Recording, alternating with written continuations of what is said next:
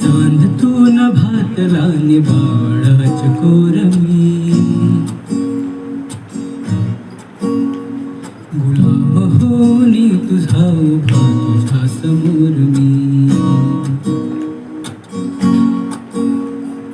चांद तू न भातला निबाळाच कोरमी गुलाम केवळाच्या वनात नागिण सळसळली इथं कुणी आसपासना डोळ्यांच्या कोणात हासना तू जरा माझ्याशी बोलना ओठांची मोहोर खोलना अशी लगबग जाता मागे वळून पाहता वाट पावलात ढकलली.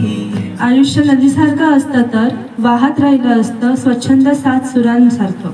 बागडत राहिलं असतं अल्लड लहान पोरांसारखं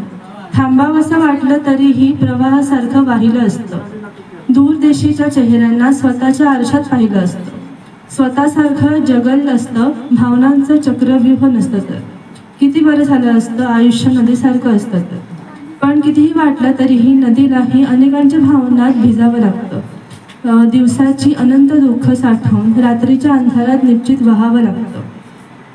परगावाचा प्रवास करावा लागतो उरात कितीतरी यातना साठवून पुन्हा नवीन दुःख वेचण्यासाठी जुनी दुःख आतल्या आत गोठवून वर पाहता शांत वाहणारं पाणी आतल्या आत इतकं काही सोचतं तरी अन क्षणात जाणवतं की खरंच आयुष्य पाण्यासारखंच असतं. थँक्यू.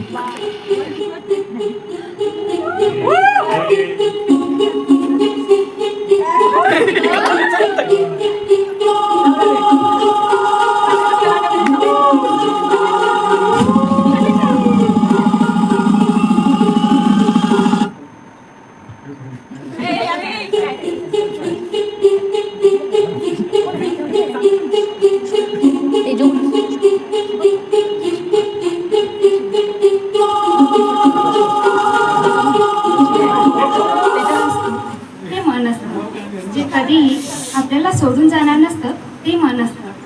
ज्यावर आपण राज्य करू शकतो ते मन असतं एखाद्याचा आधारही माफ करायला एखाद्याचा अपराधी माफ करायला भाग पडतो ते मन असतं.